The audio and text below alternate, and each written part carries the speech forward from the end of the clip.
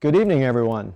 Welcome to the Emerson Annual Christmas Virtual Lottery and Knife Show, coming live from the Emerson Knife Factory out here in the City of Angels, Los Angeles, California. And I'd like to welcome all of you. We have probably the most lottery entries that we've ever had in any of our lotteries, anytime, any place this year. So you guys have been really enthusiastic about this. I'm very grateful. I made a lot of knives, and if you see my fingers, when I show you a couple close-ups and you see that they're still dirty, there's a reason for that. I literally ground the last knife. It's 4 o'clock. I started on that knife at 2 o'clock in the afternoon and finished it up right at about 3:30. So I didn't even have really a chance to wash up or change clothes or anything, because I guess it's the story of every knife maker. Even though you know a year in advance when a knife show is coming up, you're always still working right up to the last minute. And of course, there's always the little glitches and getting everything fitted, and oops, the stop pin has to be changed out or whatever. So, you know, there's a lot that goes on, even though you think you've got everything in hand. But really did just finish them up. I've had some of them finished for a while. In fact, some of the knives you'll see have the old logo, if you want to call it that, the Emerson Specware logo, because I grind blades in batches, and if I'm, let's say, doing roadhouses and I do 10 roadhouse blades, it's going to take me 10 shows to get rid of the roadhouse blades that have that particular logo on them. So you're going to see the new logo on some knives, and you're going to see the old logo on some of the knives, even though I really just made them all recently. I might have ground the blades a month or two ago, but all the handles and everything I ground last week. So up until today, and then I finished out all the special auction knives, which I'm going to show you a few of those also. And what we've got this year is we have a special charity knife that we're doing for the CIA Memorial Fund, CIA Survivors Memorial Fund, because it's something that unfortunately only gets press when it's a negative story, and I'm going to talk about that in just a moment. But the CIA is relentless and tireless, and features some of the most self-sacrificing individuals that you could ever assemble in one place at one time, that put their life on the line to keep this country safe. And we've got a special knife that I did this year. It's a Super Roadhouse, and it's done in our Ghost Gray. You can look at it online. There's pictures of it on the auction site.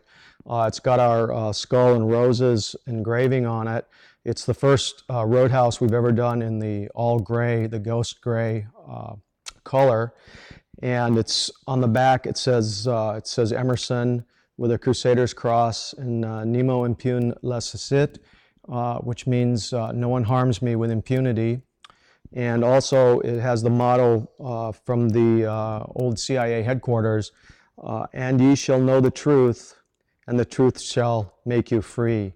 And that's from John chapter 8, verse 32. And you'll find that on the floor at the old CIA headquarters when you walk in. Anyway, it's a beautiful, beautiful knife.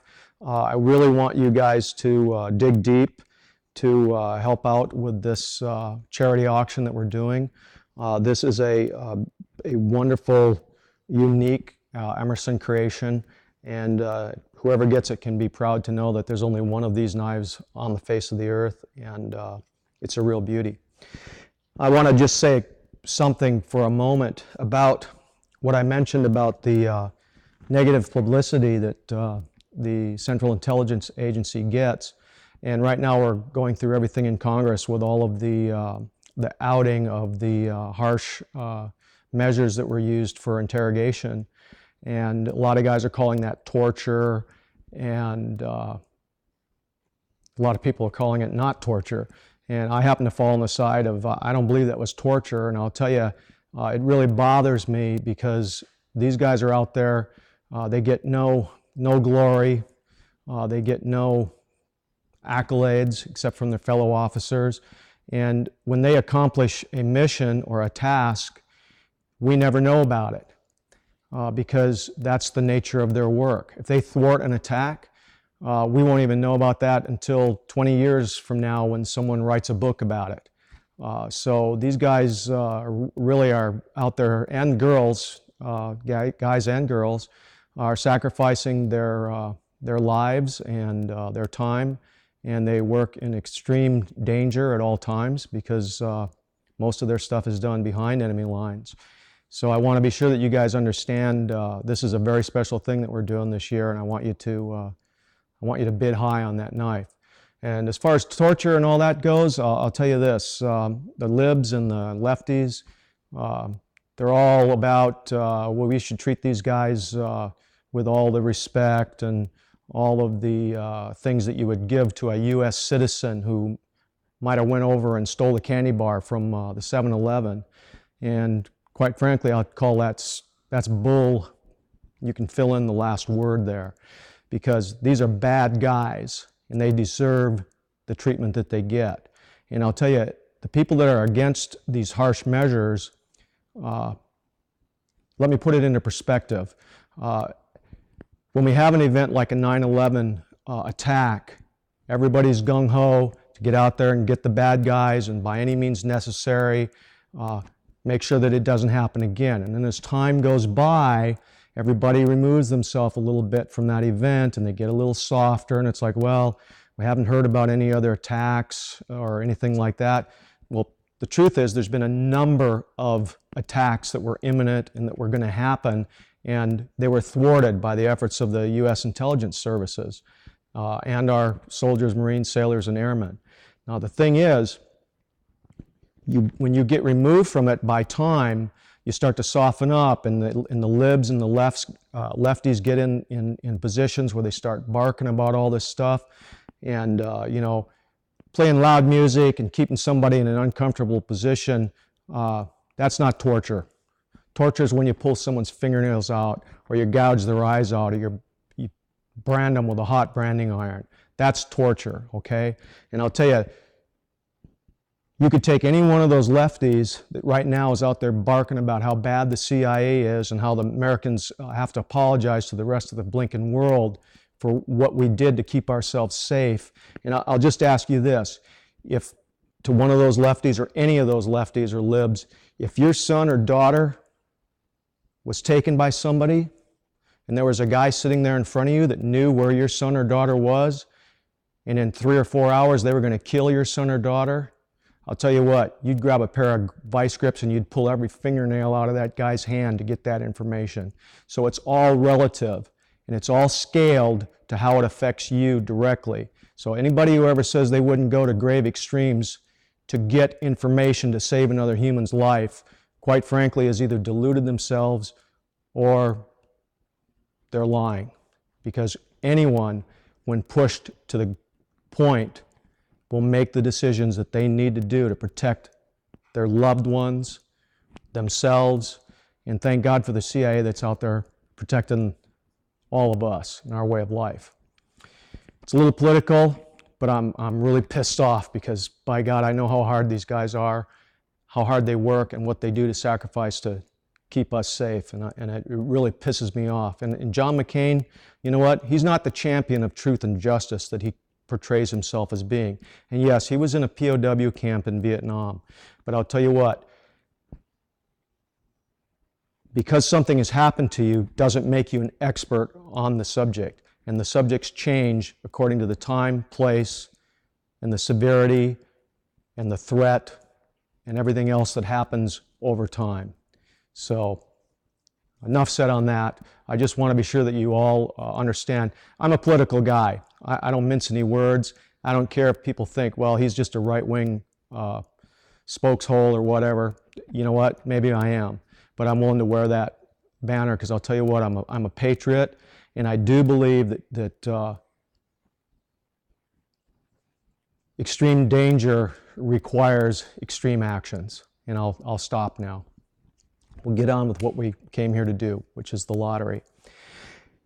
But first, I want to show you a few things that we're going to be having come up at the SHOT Show this year, because I've got a chance, I've got you guys in front of me.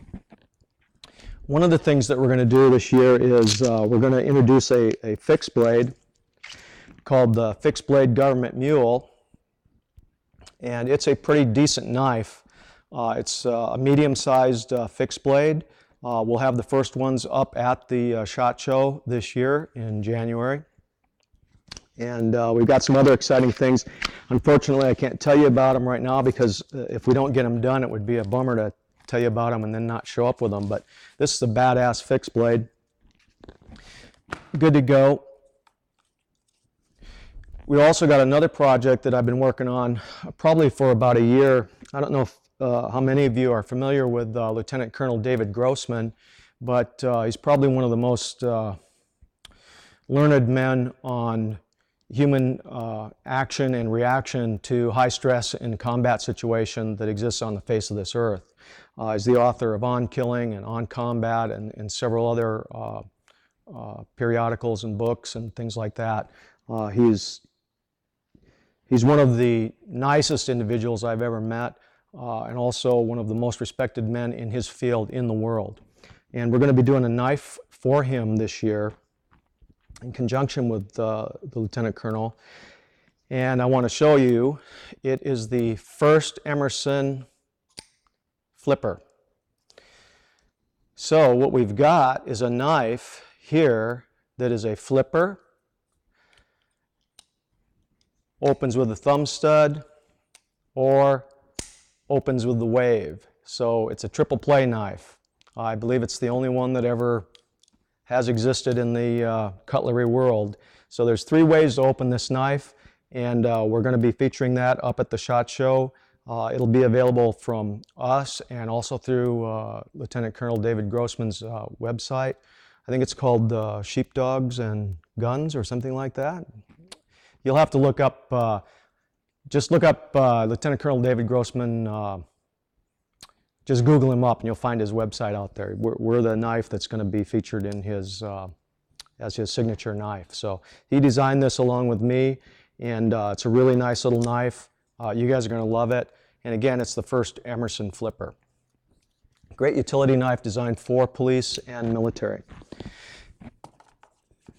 One more I'm going to show you, and this is a real rough one, but it's all I have at the moment. It's called the Iron Dragon, and it's going to be an HD knife that we're building right now. We've got raw parts, and I threw these together just to show you so you could kind of see the shape of the knife. But we'll have this one up at the SHOT Show also. Now, why the name Iron Dragon? Well, a couple of reasons. My first instructor in fighting instructor was a gentleman named Richard Bustillo. And Richard was a first generation student of Bruce Lee along with Dan Inosanto. And, you know, Bruce Lee was the little dragon, and they gave a nickname to Richard called the Iron Dragon. And he kind of took me under his wing, and I got, I guess you'd call it special treatment from him while I was training there. We took a liking to each other, and we're still very good friends and do a lot of stuff together. So we're naming this knife the Iron Dragon in honor of Sir Richard Bustillo, who was one of my first instructors and probably one of the top fighting instructors that exists in the world. He's known all over the world. Also, I was awarded the induction into the Martial Arts Hall of Fame in 2012 as the Iron Dragon, which is Richard's, they pass that award on each year to inductees to the Martial Arts Hall of Fame. And it's the Iron Dragon Award, and I happen to also be the Iron Dragon. So there's a couple reasons why we came up with this knife, but it's going to be a really nice, really hardcore fighting knife. You guys are going to love it. All right, just a couple more things before we get going, because we've got our auction going on, and I'm just going to give you a little preview. Danny, I'm going to bring this in real close. maybe they can see the details on the CQC 45 with Mokotai bolsters and a Damascus blade. Also have a royal bronze bolstered Emerson Tonto. Beautiful, beautiful knife with a black blade and checkered handle.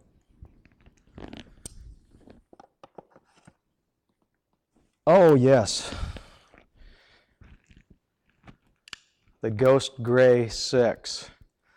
First and only gray CQC 6.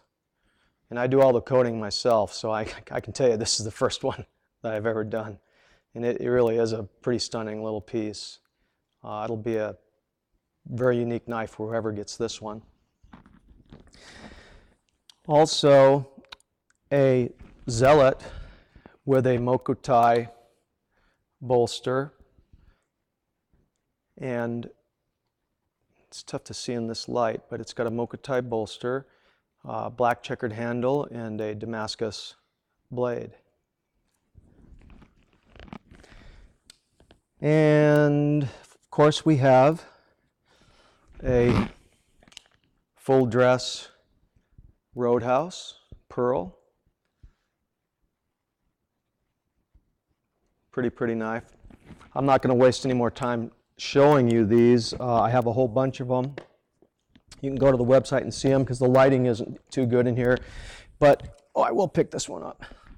It's a black Commander with a Damascus blade. Again, somebody's going to be real lucky who picks this puppy up. It's a beautiful, beautiful knife. So, without further ado, and thank you for listening to my my opening statements, we will move on to the lottery. So I'd like to have Aaron come on out and Lucas come on up. We're going to draw the names out, and we're going to draw a knife name. For those of you who haven't been members of or participated in the lottery in the past, what we do to make it a blind drawing is we draw someone's name out of the bag, and then we draw a knife name out of the bag.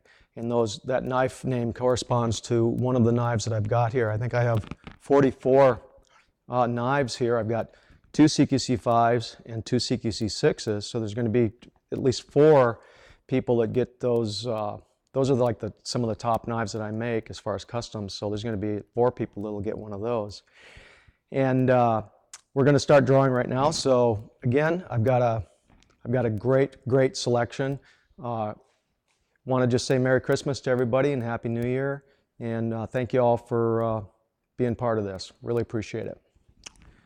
Okay. Excuse me, Lucas. Go ahead and draw a name out, Lucas, and we'll call it out.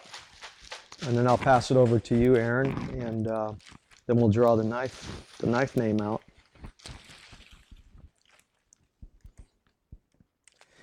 All right, the first one drawn is Chad Aquino, A-Q-U-I-N-O. Chad is the first name drawn, and the first knife, and the knife that Chad will get, is CQC 10. The CQC 10.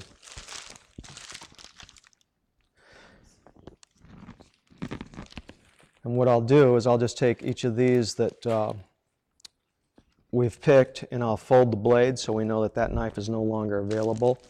And I just forgot to mention one thing. The table prices for all of the standard size knives are $700, and then it goes up, for a super knife or an Uber knife like a Roadhouse Beast or the Uber Commander and things like that. So they start out at $700, and the bigger, if you call them the super models and the Uber models and the Beast models and all that, they go up in price accordingly. So, Lucas, have you picked another name? All right.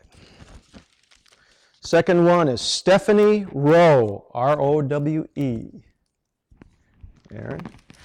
And let's see what knife Stephanie has gotten. And lo and behold, Stephanie got a CQC 6. First one off the table, second one drawn. Congratulations. All right, Lucas. Ryan Resnick. Ryan Resnick.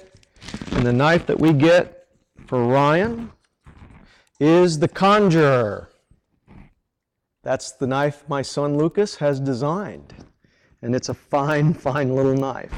So he's got the Conjurer.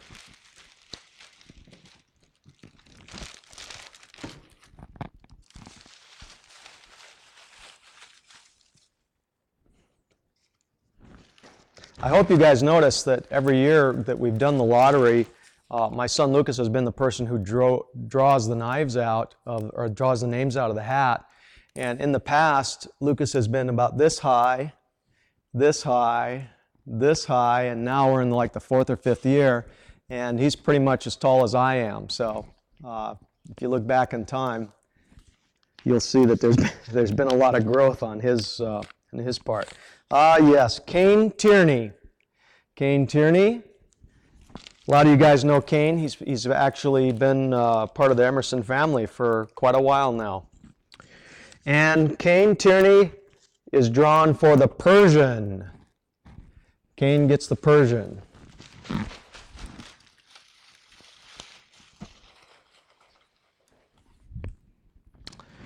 Okay, next name is Christopher Osborne. Christopher Osborne. Christopher, what do we have for you? CQC 5. Christopher gets a CQC 5.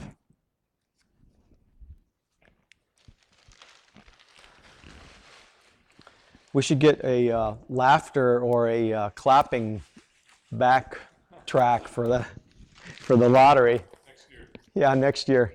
Okay, Lucas. Next one. James Barnard, B-A-R-N-A-R-D. James Barnard. What does James get? James gets the Bulldog. Fast becoming one of our most popular knives. Where is that Bulldog at? Right here. And be sure to check out our website and all that. I think have we done the Big Bulldog and had that out there yet? Or is that coming up? The Big Bulldogs have gone out, haven't they? Yeah. The batch already went out. Great knife, and like I said when I first designed it, that the name kind of popped out because it was a darn strong, tough little knife. And I just thought Bulldog would be an appropriate name for it. Mark Wong. Mark Wong. And Mark gets the Journeyman. The Journeyman knife. Let's find that Journeyman. Where are you? Right here. Okay. Mark Wong, congratulations on the Journeyman. Okay.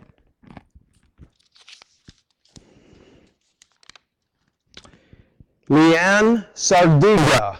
Leanne Sardiga. And Leanne, the knife that we have here is a CQC 5. Once again, CQC 5.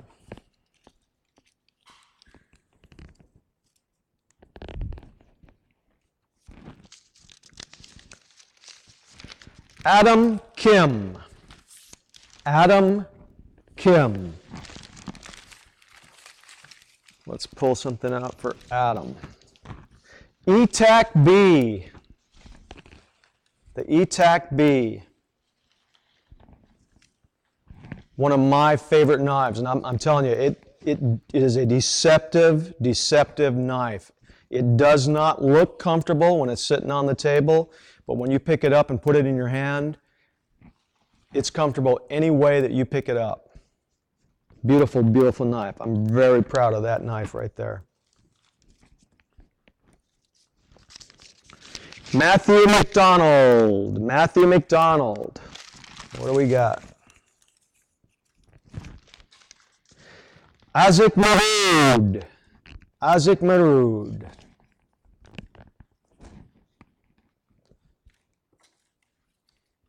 Kind of an arrowhead shaped blade. Okay.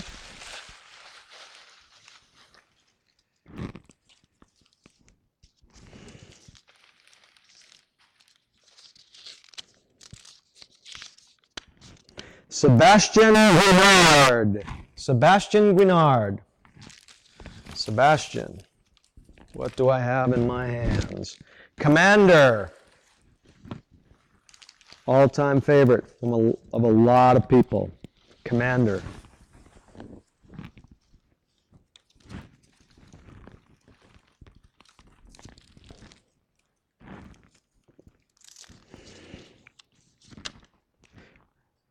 Ramey McCreary. Ramey McCreary.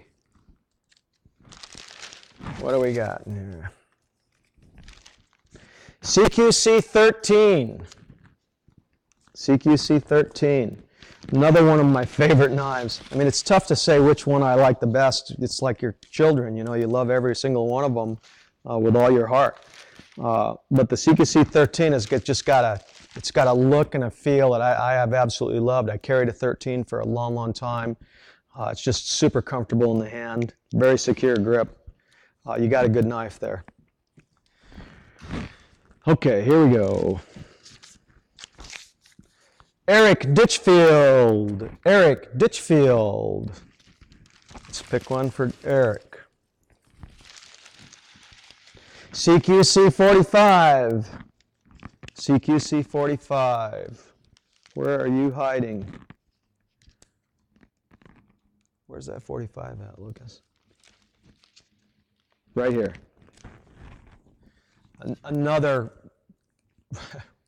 really good design. I mean, it sounds like I'm just blowing smoke, but again, when I designed it to be a matched set with the 1911 gun that I spec'd out to Les Baer, I thought I nailed it. It's got just the right amount of curves and just the right amount of straight lines that it just fit with that gun perfectly.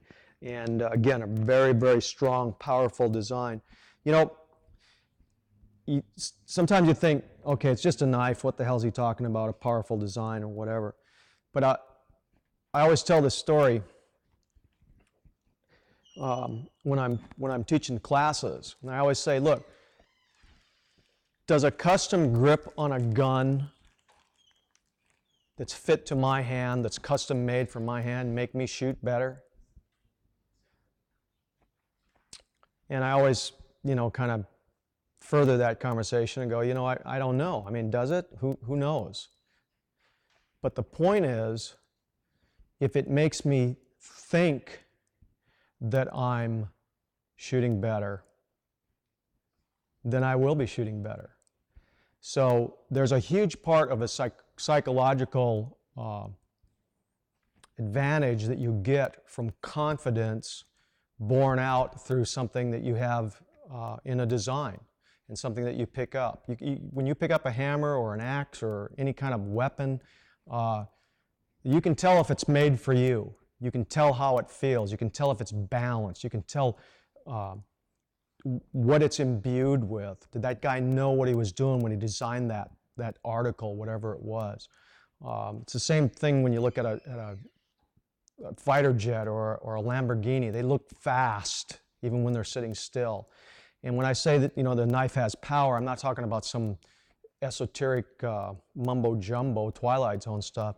I'm talking about a powerful design, something that gives you the feeling that you've got power when you've got it in your hand, or that it fits you, or that was made for you. And you know, I've been pretty good at being able to nail that on a lot of the knives that I make. The term Emerson ergonomics is not a joke. People actually use that to describe things that have nothing to do with Emerson. Other tactical gear. You know, I've heard the term, you know, it's got Emerson ergonomics. So what I'm saying here is that when I say it's got power and all that, they do, and you can feel it. And when you pick some of these knives up, you just feel this is a strong fucking knife, man. I'm telling you, I like it. It feels like it was made for me. And if I can conjure that up in your mind, then that is the ultimate compliment that could ever be paid to me as a designer. Because I don't think I just design knives, I design things. They just happen to be knives. So anyway, Ron Bokangle, Bokangel. We'll write it up and we'll give it to you. I'm having trouble reading whatever is on that thing because I don't know what that says. Talk lower, okay, all right. Maybe I should talk less too, who knows? Okay, Lucas. Oh, I didn't pick a knife out, did I? The El Bandito. El Bandito. Danny, if I'm coming across too strong, maybe you can turn down the...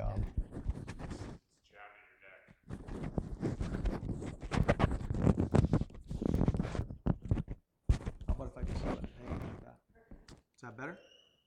Okay.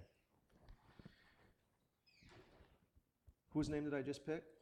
Juan Bokangle. And he got the El Bandito? Yes, that was the El Bandito. And here's the El Bandito, designed by my son-in-law, Randy. A very nice design, sleek. When I say fast, like a Lamborghini, this has that kind of look to it.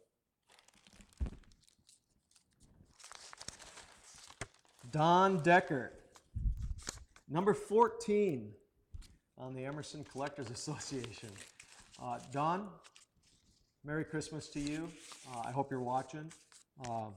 Don has probably been, you know, as an artist, if you will, and I don't think of myself as an artist because none of my stuff's hanging in the Louvre. Although it has been in the Smithsonian and the Metropolitan Museum of Art, which I guess makes me an artist. I don't know.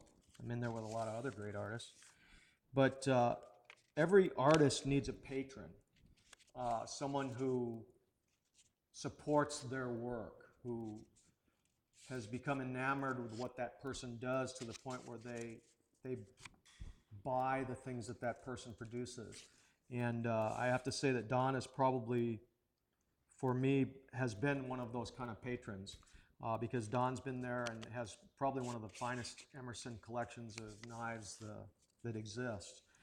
And Don, I want to thank you for that. I don't get a chance to see you very often, but I want to tell you right now, thank you very much for being that kind of supporter of Ernest Emerson and Emerson knives over the years. Let me see what I can pick out here for you, Don. The Roadhouse Beast. Oh, Don. The Roadhouse Beast. There it is in all its glory. Thanks again, Don. Merry Christmas.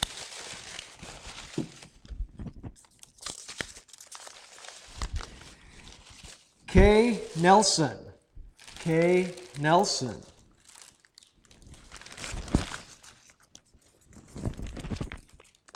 The Hatin.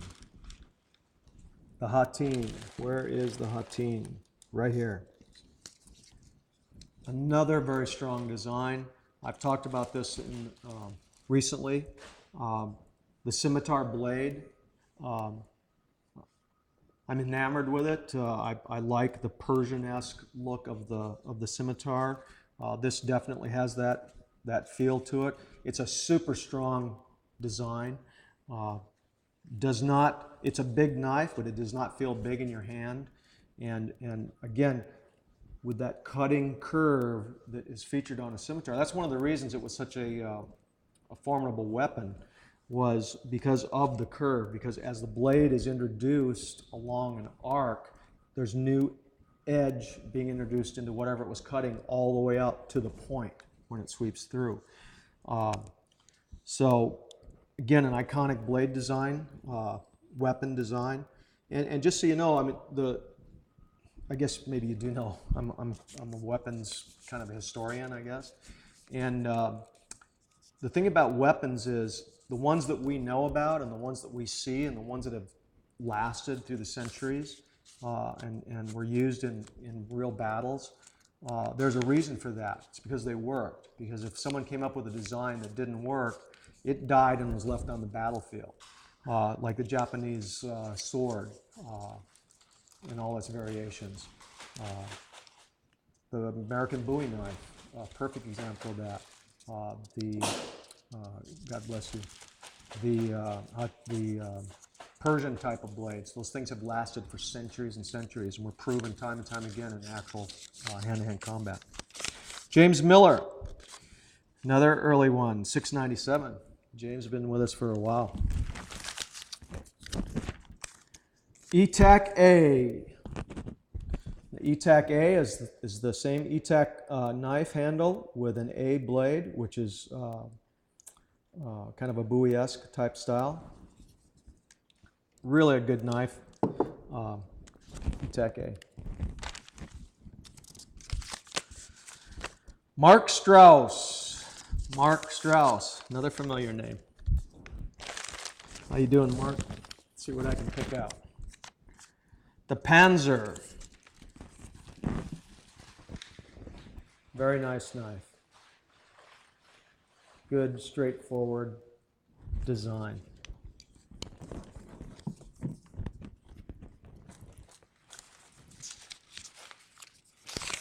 Another one. This is like old home week here. Chris Schluter.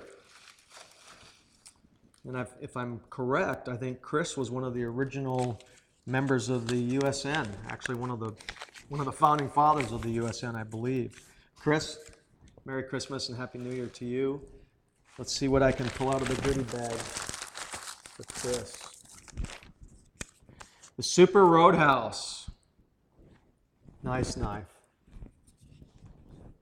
Hope you enjoy it, Chris.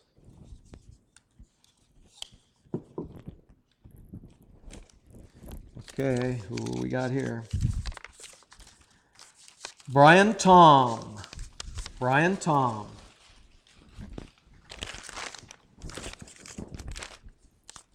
Government Mule A. Government Mule A, right here. Workhorse knife. Great utility knife, great tactical knife. Do pretty good in the fight, too.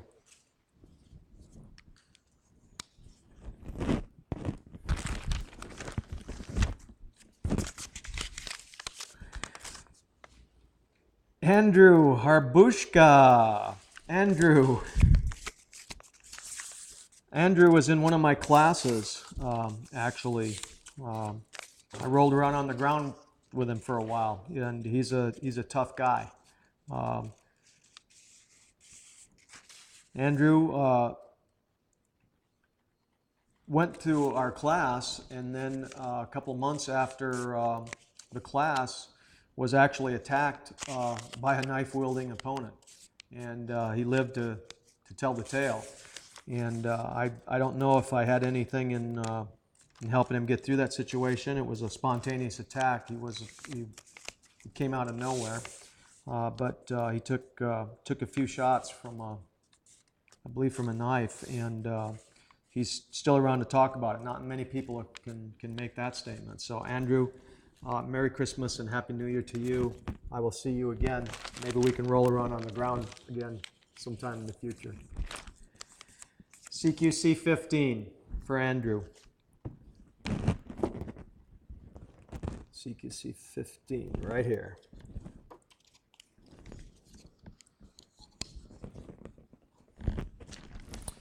Okay, Lucas. Roy Humanick. Roy Humanick. That goes all the way back. He's number 319. Roy's been around with us for a while too. Let's find out what we got. The mini CQC 15.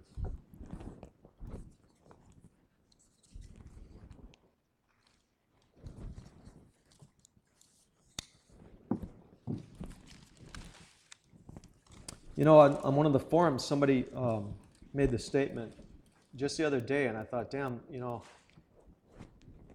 there's things that people say about me or my knives or things, and there's a lot of nice compliments in that, and I really, truly appreciate it because, you know, I really do work very hard at producing these and trying to keep sharp, if you will, and designing and all that. And someone made the comment on one of the forums, I think it was on Blade Forums, that Emersons are like a Glock. And I'll tell you what, that's another one of those supreme compliments, because I was a 1911 guy for years and years, and I still am. I appreciate the mechanics of John Browning's design, and I love just the way that 1911 functions. But I'll tell you, the first time I ever picked up a Glock, it changed my life. And the way that I can describe it, like so many other people can, is that that Glock felt like it was made for me. And when I picked it up, it fit my hand perfect. And I'm not a big guy. I don't have big hands or anything. There's guns that just don't seem to fit me. They're great guns. They're battle proven and tested, and they can last for years and years. But they just didn't feel right for me. And I'll tell you, I picked up that Glock, and I was like, damn, Gaston Glock must have come to my house and in the dream and asked me what kind of gun I wanted, because he nailed it. And so when someone made that compliment about my knives, the Emerson knives are like the Glock, that was a real fine compliment. And I can't remember who said it, but I want to pass on my thanks for that. That's a huge compliment to me. Lucien Chen. Lucien Chen. What do we have? The Gentleman Jim. The Gentleman Jim. Where is the Gentleman Jim? Right here. Named after Gentleman Jim Corbett. Bare knuckle boxing heavyweight champion of the world. Had a college education, and like I said, stuff that I've talked about, he was an educated man who carried a good right cross. Aaron Knox. Aaron Knox. The Gypsy Jack.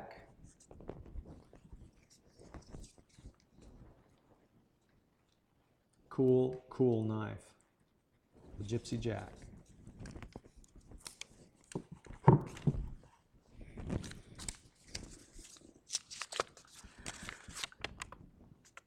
Douglas Scott, SCOTTP, number 230. He goes back with us. Combat Systems Fighter. Combat Systems Fighter. Where are you? Combat Systems Fighter, right here. A knife near and dear to my heart. It's the official knife of the Emerson Combat System. Scott Kilgore. Scott Kilgore. What do we have here for Scott? The Zealot. Scott Kilgore and the Zealot. Again, cool knife, slick in the hand, fast, great ergonomics. Good place for delicate work if you're actually doing a little caping or something with it. But a great choil so that your hands don't slip forward on it. Excellent, excellent knife.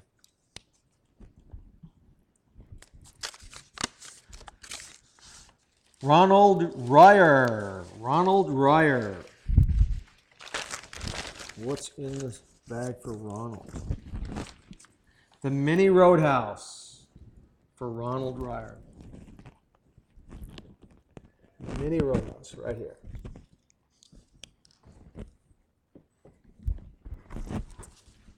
Okie doke. Mitchell Harguindeguy.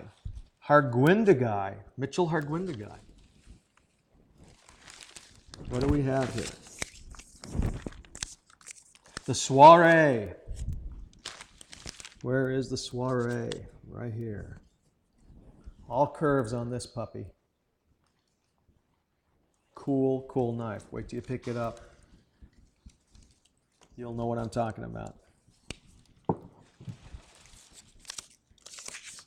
Gerald Powers. Gerald Powers.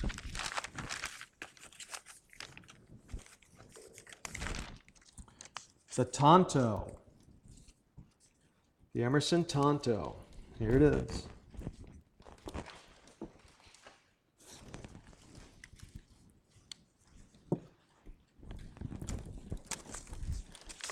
Casey O'Neill. Casey O'Neill. What's in the bag for Casey? The Uber Commander.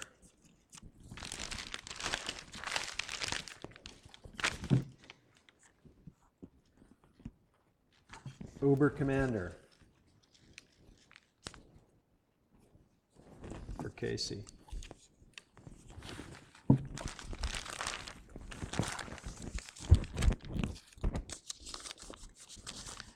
Evans Pang. Evans, I hope you're watching. Merry Christmas to you, man. Another one of our old friends. What is in here for Evan? The Tiger. Cool, cool knife. Super popular. Thank you, Evan. Andy Sizemore. Andy Sizemore. Andy, the Mach 1. Another one of my favorite designs. Where is the Mach 1 located? Where is the Mach 1? Where are you? Where is my Mach 1?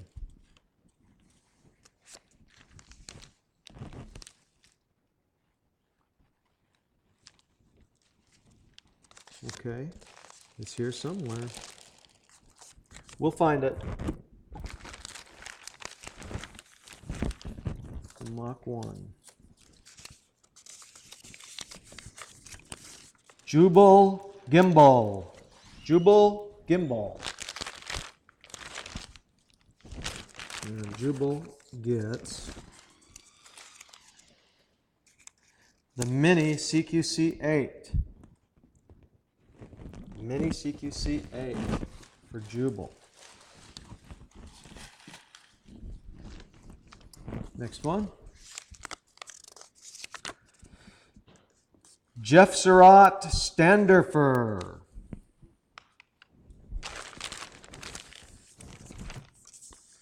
The Half-Mate. There's a story behind that knife. You'll have to read the Stumbling Jack story for that, though. You can find it on our website. In fact, Stumbling Jack's actually going to have his own website coming up pretty soon, where there'll be more and more stuff. James Whitewood. James Whitewood. CQC8 for James.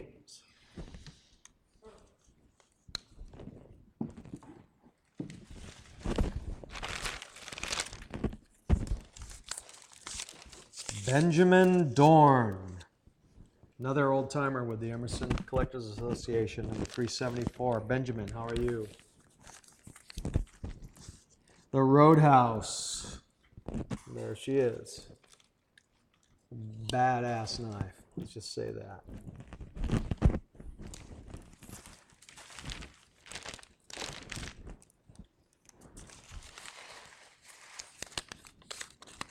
Stephen Lau.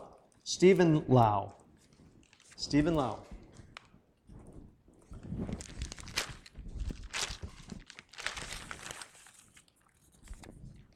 Super A100.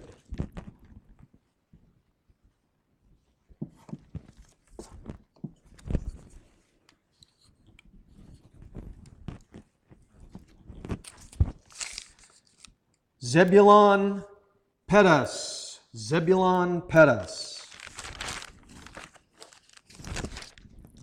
CQC 12.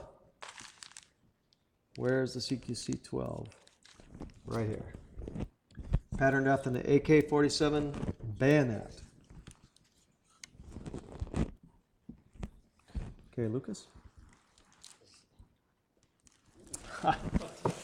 Thank you, Lucas. There's the Mach 1. If it was a snake, it would have jumped up and bit us.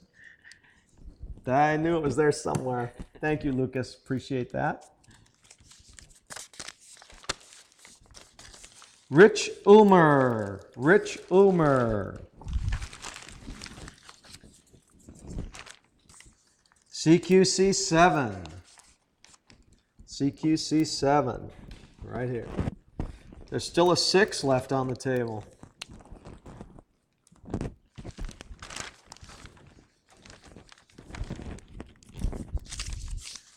Andrew Hakes. Andrew Hakes.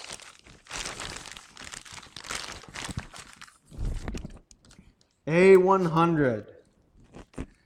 The first Emerson tactical knife design. The A100. We're down to 1, 2, 3, 4 knives left.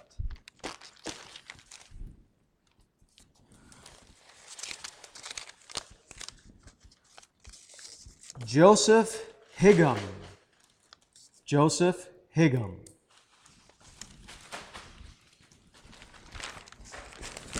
And what is in here? The Super Commander for Joseph Higham.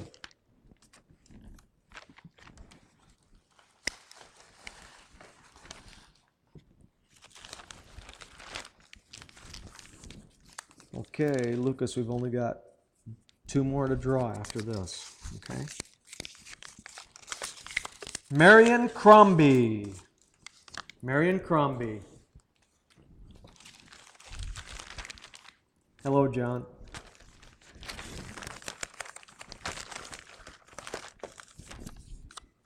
CQC 6 for Marion Crombie.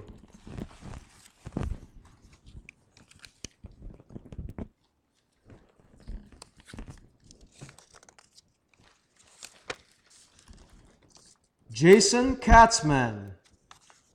Another one of our good friends, Jason Katzman. What do we have for Jason? Merry Christmas, Jason. Mini CQC 7 for Jason.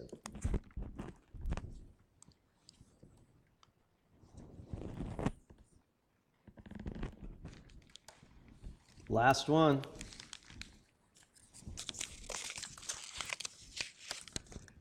Cindy Blair. Cindy Blair.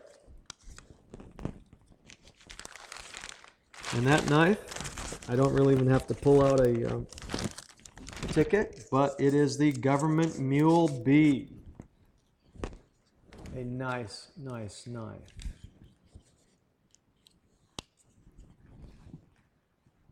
Well, there you have it, folks.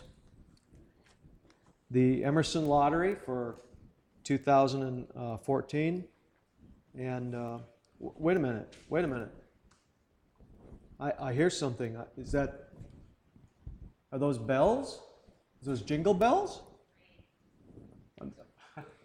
Well, I'll be darned. What has Santa got in his bag that he hasn't pulled out yet? Well, there's something in here. And could I ask you to get those tickets that we've given out with the names on it? I need to have those back. Please. What I have here in Santa's goodie bag is a handmade, hand-ground Emerson prototype knife called the Vindicator. This is a knife that we introduced at the Blade Show this year, and I've been saving a couple of the prototypes. I've got one here, and what we're going to do is, as a Christmas present from Emerson Knives and the Emerson Knife family and all the people, when I say Emerson Knives family, I don't just mean people that have the name Emerson as a last name. I mean all of our employees and everybody that works here. We all owe everything to you guys, our customers and fans of Emerson Knives. So as our Christmas present to somebody in that Emerson Collectors Association, this is a handmade prototype, hand ground, start to finish Emerson knife. Someone's going to get this one for a Christmas present. So Lucas, will you reach down into that bag and pull out another name? Oh, let's put all these back in. Shake them up. And it's a nice design too, so you're getting a good knife besides, and it's marked prototype and everything else, so. All right, pick out a lucky one.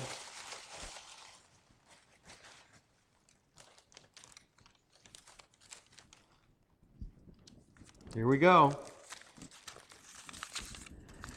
Bob Minkeheim, Minekheim. Bob, Merry Christmas to you from Emerson Knives, from Ernest Emerson, from Mary Emerson, from Lucas, Rachel and Megan Emerson, and all the others here at Emerson Knives. We want to thank all of you.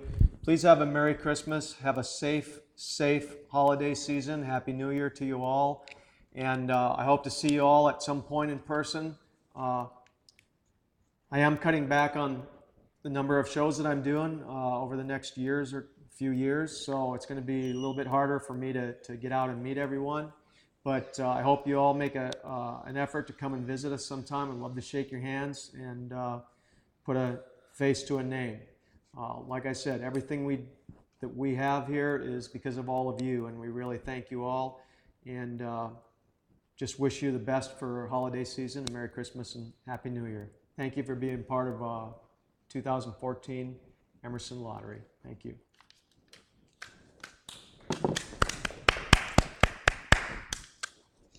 Aaron, thanks. Aaron, Lucas, Ernesto is in the background. Danny, come up here. Come up here, Danny.